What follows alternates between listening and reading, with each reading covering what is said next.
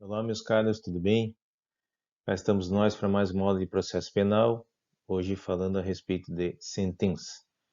Sentença, como tem bastante coisa para a gente ver, eu dividi em duas aulas, então vamos ver a parte um e depois parte 2.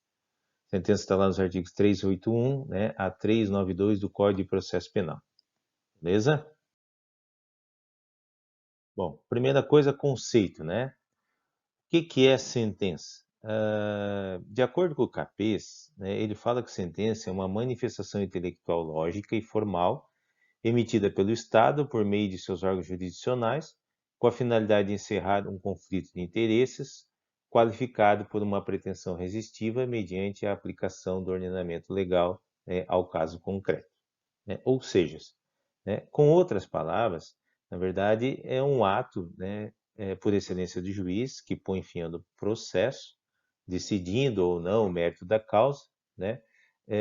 E com isso o Estado acaba aplicando, né, a obrigação jurisdicional, extinguindo aquela jurisdição, né, e a ação penal que estava em andamento, né? Acaba resolvendo uma controvérsia que existia, né, se o sujeito cometeu o delito ou não. Ok? Classificação, né? No sentido amplo, são os atos jurisdicionais ou deliberações de juiz no curso do processo que envolvem um julgamento, né? São as decisões, seja interlocutórias simples, interlocutórias mistas, inclusive até as definitivas, né? Isso é mais no sentido amplo, tá? Já num sentido estrito, são as decisões definitivas, aquelas em que o juiz, então, põe termo ao processo, julgando ou não o mérito, tá? Aí eu chamo um OBS aqui para vocês, que é bastante importante. Por quê? Porque a sentença penal, a gente tem que tomar bastante cuidado, porque se ela não atende, né, o pedido inicial, ela pode ser extra petita, que é aquela fora do pedido, né, a uma quantidade superior daquilo que foi pedido, ultra petita, que é além do pedido, né? E isso pode gerar uma nulidade parcial, né? No excesso, obviamente, né? Aquilo que pedia mais pode haver uma nulidade parcial, porque ela acabou sendo ultra petita, ou citra petita, que é aquém do pedido. Nesse caso, vai haver uma nulidade, né? Só quanto à matéria que foi omitida, né? Ou seja, situações em que não foram faladas durante a sentença.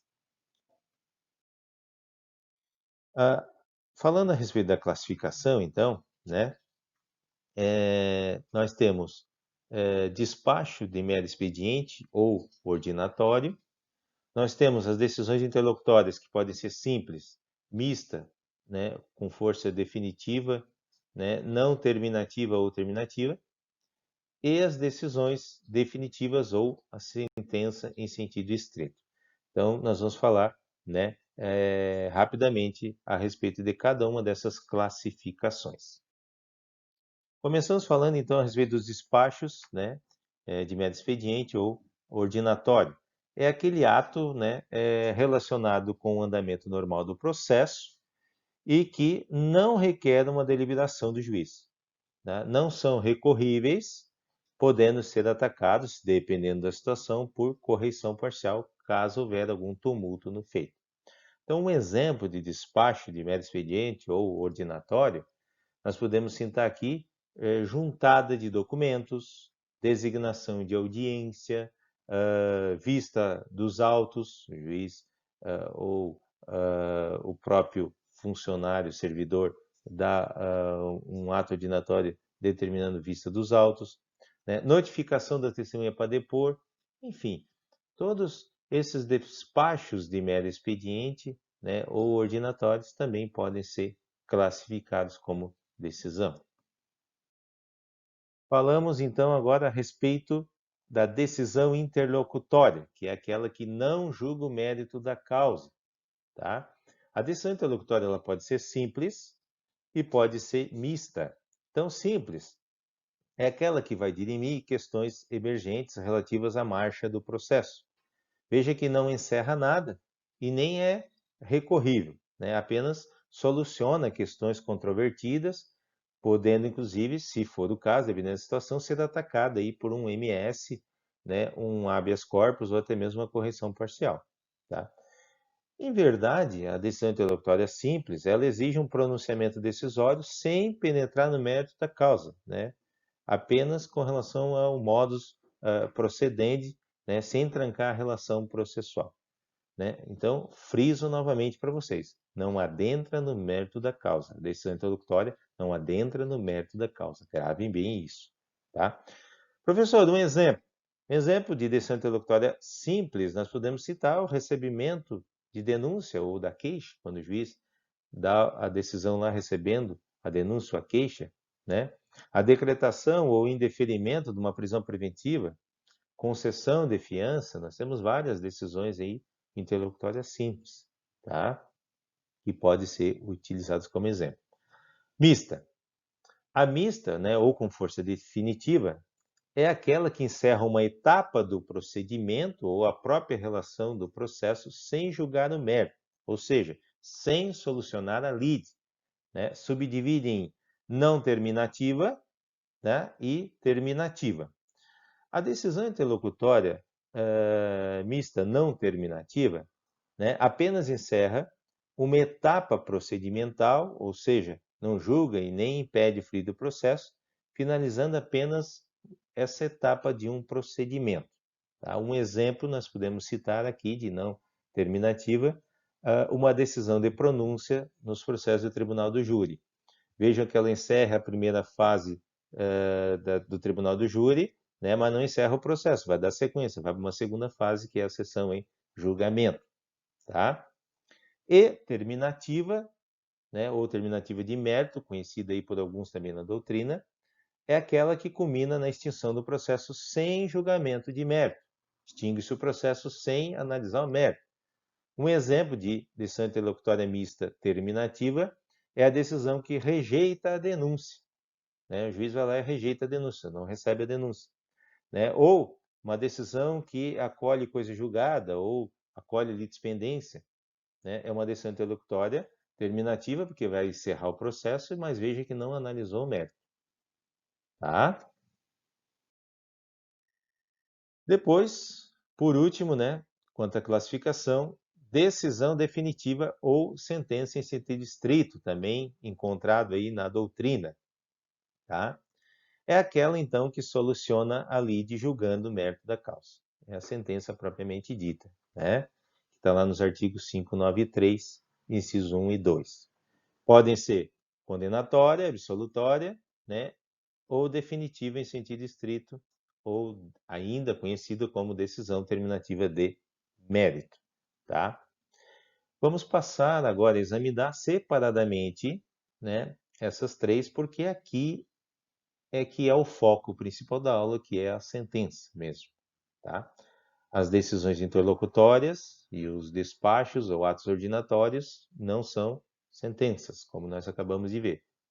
Aqui é que está, né, a classificação propriamente da sentença.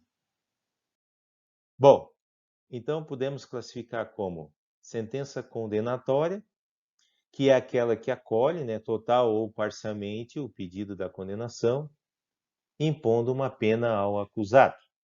Tá? É o famoso pedido da condenação sendo julgado procedente. Né? Vamos aplicar, então, ao infrator, ao acusado, uma pena, uma sanção.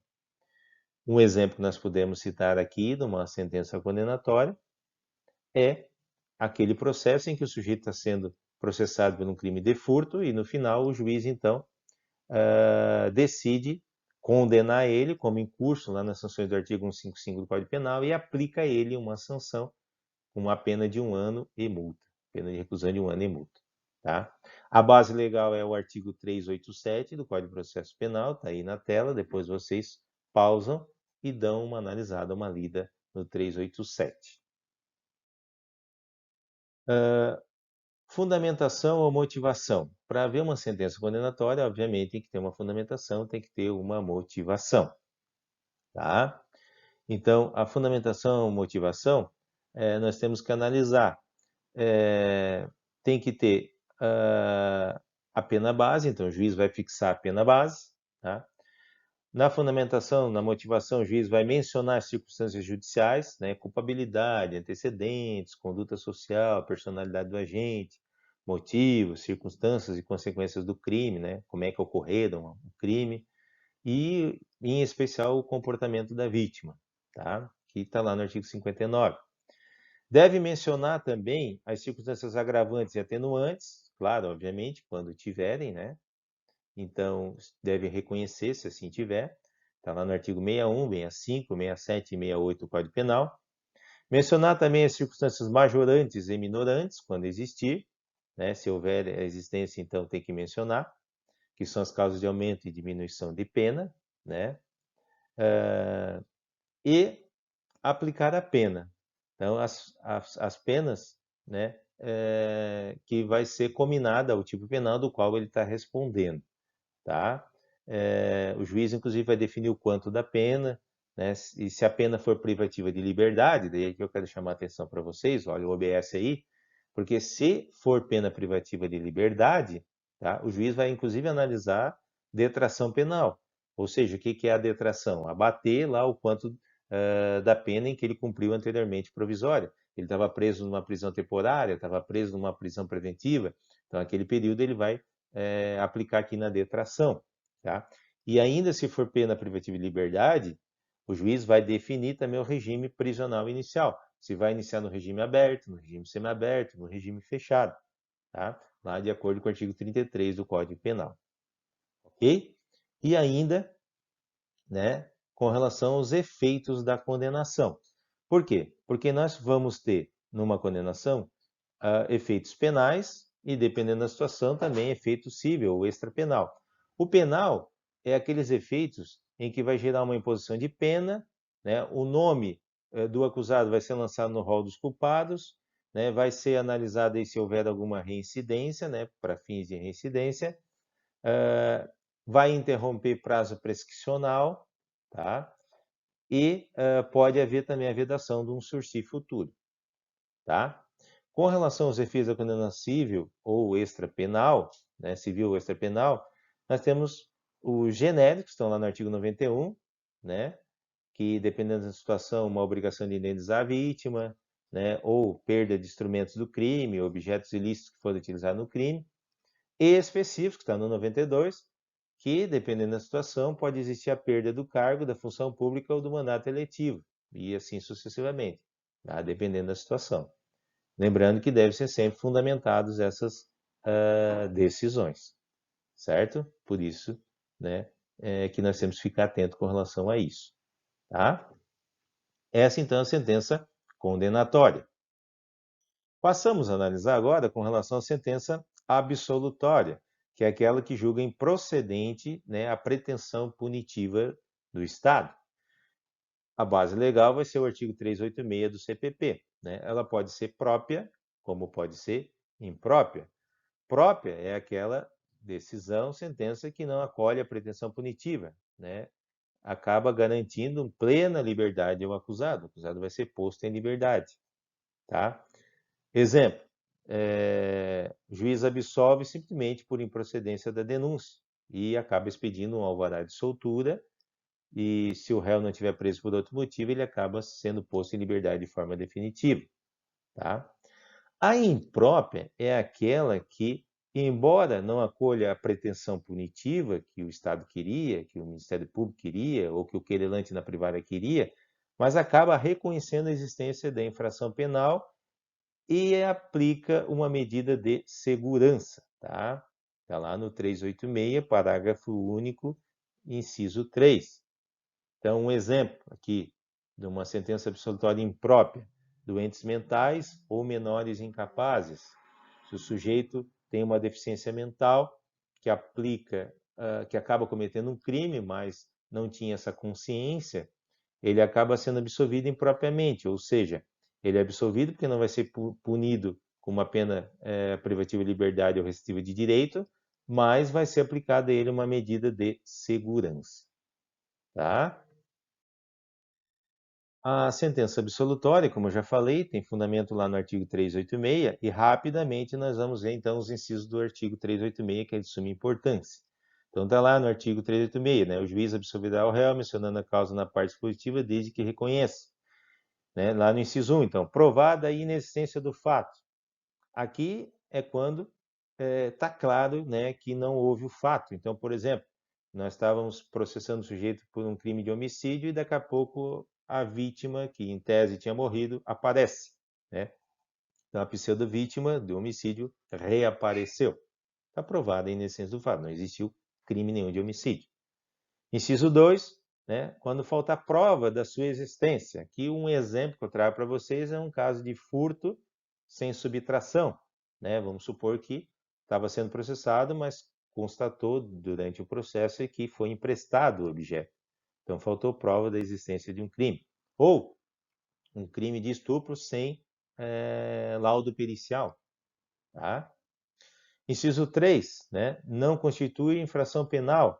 Aqui é quando está provada, né, a atipicidade do fato. Então, por exemplo, uma fraude civil por estelionato, ou, vamos supor, eu vou dar um beijo na minha esposa, em tese isso aí não há crime algum.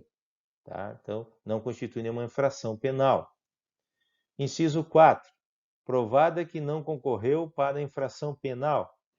Aqui é aquela situação em que, por exemplo, eu emprestei uma faca ao vizinho, né, para ele descascar uma laranja, e ele aproveita essa faca e vai lá e mata uma pessoa. Vejam que acaba sendo provado dentro do processo que eu não tinha intenção nenhuma de emprestar faca para ele matar a pessoa. Então, provado que eu não concorri com a infração penal, eu vou ser absolvido também. Inciso 5, não existe prova de ter concorrido, ou faltado prova da autoria, né, ou participação. Então, aqui não teve prova nenhuma, né, de que eu pratiquei o crime. Por exemplo, não existiu dentro do processo nenhuma prova em que eu segurei a vítima para o fulano de tal vir e bater nela, por exemplo. Então, eu vou ser absolvido porque não tem prova de eu ter concorrido para a infração penal. Inciso 6, né, existindo circunstâncias que exclua o crime ou isente de pena o réu. São as excludentes, né, de licitude, do dolo. Né? Exemplo, agir em legítima defesa. Né? Então, é uma situação em que eu vou ser absolvido. E o inciso 7, né, que é aquele famoso inciso bastante utilizado na prática aí do processo penal, porque é com ele que se baseia o princípio do pro réu, que é não existir prova suficiente para condenação. Se está duvidoso, né, tem que absolver. Só pode condenar com certeza. Tá? Então, não existindo prova suficiente, se absolve. Então, exemplo, durante o processo ficou duvidoso se eu pratiquei o crime ou não. Então, aplica-se em dúvida pro réu e absolve-se com fundamento no 386, inciso 7. Só pode condenar com certeza, gravem isso. Casos que excluem o crime ou isente de pena, então, né? A exclusão do dolo pode ser por erro, né? Erro de tipo, né? Se invisível, exclui o dolo e a culpa, se invencível, acaba respondendo por culpa, né? Discriminantes putativas, erros sobre os pressupostos de fato da excludente, né? O erro de tipo invencível, né? Se invencível, acaba persistindo apenas a culpa. Erro sobre os limites da excludente, que é o erro de proibição, invencível, né? Se invencível, ocorrerá só a redução da pena. E também nós temos exclusão do dolo por excludentes da culpabilidade. O sujeito não agiu com culpa, né? São elementos da culpabilidade. Lembrando, a imputabilidade, a exigibilidade de conduta diversa e elemento psicológico normativo. Né? Excluindo uma dessas culpabilidades, aí o sujeito não, né, vai responder e vai ser absolvido. Então, exemplos aí de excludente da culpabilidade: coação moral irresistível, né? Obediência hierárquica, né? E a inimputabilidade. Ok? Efeitos, né? Se o réu se livra solto, né? Acaba sendo um efeito, né? Só não vai gerar efeito de ele ficar solto se ele estiver preso por um outro motivo. Senão, um dos efeitos é o réu se livrar solto. Outro efeito, cessação das penas acessórias aplicadas provisoriamente. Aquelas penas que tinham sido aplicadas acessoriamente acabam sendo cessadas. Então, se ele não estava podendo visitar alguém da família, ou se ele não estava podendo trabalhar porque estava suspenso, volta a trabalhar. A aplicação de medida de segurança, né, quando cabível. Então, dependendo da situação, ele foi absolvido com uma absolvição imprópria. Tem como efeito a aplicação de uma medida de segurança. Ele vai ser internado no hospital de custódia, né, e tratamento psiquiátrico, certo? Quando cabível, obviamente, né? Inclusive pode ser até após o trânsito em julgado, tá? O juiz vai pedir uma guia para aplicar essa medida de segurança. E outros efeitos nas áreas cíveis e administrativas que, dependendo da situação, pode gerar também algum efeito, tá? Foi afastado de um cargo e agora, então, determina que ele retorne ao cargo do qual ele foi afastado, por exemplo, e assim sucessivamente. Por último, quanto à classificação, né, a última classificação das sentenças, que é a decisão terminativa de mérito, ou também conhecida pela doutrina, definitiva em sentido estrito, tá? Que está lá no 593, inciso 3 do CPP, é aquela em que resolve definitivamente a lide sem, entretanto, condenar ou absolver o acusado. Ou seja, extingue o processo, não se condena nem se absolve, pois apesar de não julgar o mérito, né, acaba sendo prejudicado, impossibilitando a sua discussão. Um exemplo clássico aqui que nós podemos trazer é a declaração de extinção da punibilidade, por exemplo, pelo falecimento, né, do acusado. Então, se ele faleceu, acaba extinguindo a punibilidade. Prescrição também é um exemplo, né? Lá do 107 do Código Penal tem lá as situações em que a gente pode utilizar bastante aqui como exemplo. Decretação da penipção ou ilegitimidade de parte, né? Tudo são situações em que acabam decidindo, né, terminando o mérito, né, e extingue-se o processo, tá? Para nacionalizar quanto à classificação aqui, eu trago para vocês aqui uma observação que é com relação aos prazos, que está previsto lá no artigo 800 do Código de Processo Penal, está aí na tela, depois vocês pausam, dão uma lida. Tá? As decisões definitivas ou interlocutórias mistas, o prazo é de 10 dias. Tá? As decisões interlocutórias simples, o prazo é de 5 dias. E os despachos de expediente, o prazo é de 1 dia. Professor, na prática isso acaba não sendo aplicado muito. Dependendo do movimento da comarca, às vezes, né, pode não ser aplicado. Mas tem no Código de Processo Penal, né, esses aí são os prazos em que o juiz tem que ficar atento com relação a isso. Pessoal, entramos num terceiro ponto, que é os requisitos. Tá? Os requisitos, eles podem ser formais, né? Podem ser materiais e podem ser processuais. Nós vamos iniciar falando então dos requisitos formais. A sentença ela deve conter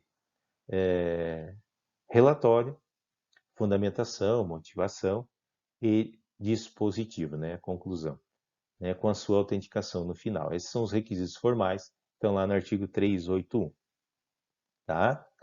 E deve ser motivada, clara, precisa, tá? Sempre mantendo, né, os limites do pedido. Então, os requisitos formais estão lá no artigo 381 do CPP, depois vocês leiam, está aí na tela, colei para vocês, depois vocês leiam. Rapidamente eu vou traçar alguns comentários a respeito de cada um deles. Relatório. O relatório, que é a exposição, né, um histórico dos fatos, é um resumo do processo, né, sobre a marcha processual, sobre aquilo que ocorreu durante o processo. Os principais pontos, então, vão constar no relatório. O CPP exige o nome das partes e a exposição sucinta da acusação e da defesa. Agora, cuidado, atenção. Tá? Puxa um OBS aqui para vocês. A ausência do nome da vítima ou da data do crime, por exemplo, não é causa de nulidade da sentença. Acaba isso sendo um erro material, pode ser corrigido a qualquer momento. Tá? A fundamentação, né, ou motivação. A fundamentação é o desenvolvimento do raciocínio do juiz para chegar à conclusão, que é a próxima etapa, mediante a análise das provas dos autos. É o exame do fato em sua amplitude e pormenores juridicamente aplicáveis, né, do direito que vai ser aplicável à espécie. O CPP exige a indicação dos motivos de fato e de direito em que se fundar a decisão. Cuidado, isso cai bastante em prova, vizuzinho aí, tá? Sentença vazia. Cuidado. Sentença vazia é aquela possível de anulação por falta de fundamentação. Então, cuidado. Quando se vocês ouvirem falar em sentença vazia, é aquela sentença que não teve fundamentação. Tá? Certo? Dispositivo, né, que é a conclusão.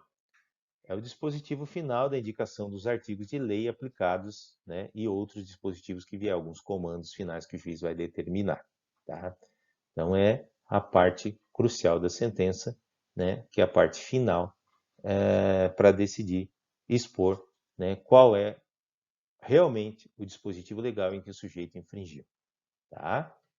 E por último, nós temos a parte autenticada, que é a data e assinatura do juiz. Certo, pessoal? Tranquilo até aí? Bom, materiais. Os materiais estão previstos lá no artigo 59 e 92 do Código Penal, que são as penas, né, entre as cominadas. Então, são requisitos também materiais as penas em que o juiz vai determinar que ele deva cumprir. A quantidade de pena dentro dos limites previstos, né, não pode o juiz extrapolar, tá? E cuidado com o pacote anticrime, o sujeito só pode ficar hoje preso por no máximo 40 anos, antigamente era 30, agora é 40, fiquem atentos. 2009 houve alteração. Regime inicial de cumprimento de pena, né? O juiz vai analisar o regime inicial de cumprimento de pena, se é aberto, se é fechado, se é semiaberto, então é requisito material, tem que ter. Substituição da pena privativa de liberdade, quando cabível, obviamente, né? O juiz pode substituir a pena privativa de liberdade por restritivo de direito, né? Por multa e assim sucessivamente.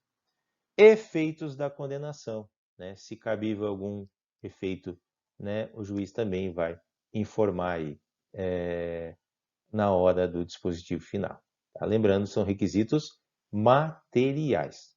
Tá? Por último, requisitos processuais, que estão lá no artigo 387, incisos 1 a 6 do CPP. Menção das circunstâncias agravantes, né, lá do artigo 61 do Código Penal. Menção das circunstâncias atenuantes, lá do artigo 65 do Código Penal. Menção de outras circunstâncias, lá do artigo 59 e 60, se tiver, né, algumas outras circunstâncias, né, como é que foi praticado o crime, momento, horário, assim sucessivamente. E duração das penas acessórias, né, que estão previstas, então, nas leis especiais. Isso aí são os efeitos, aliás, os requisitos processuais. Ok? Para nós finalizar, eu trago aqui uma observação, né? Finalizar essa primeira parte, eu trago uma observação aqui, que é com relação à sentença suicida. Ocorre quando há uma contradição entre a parte dispositiva da sentença e a sua fundamentação, né?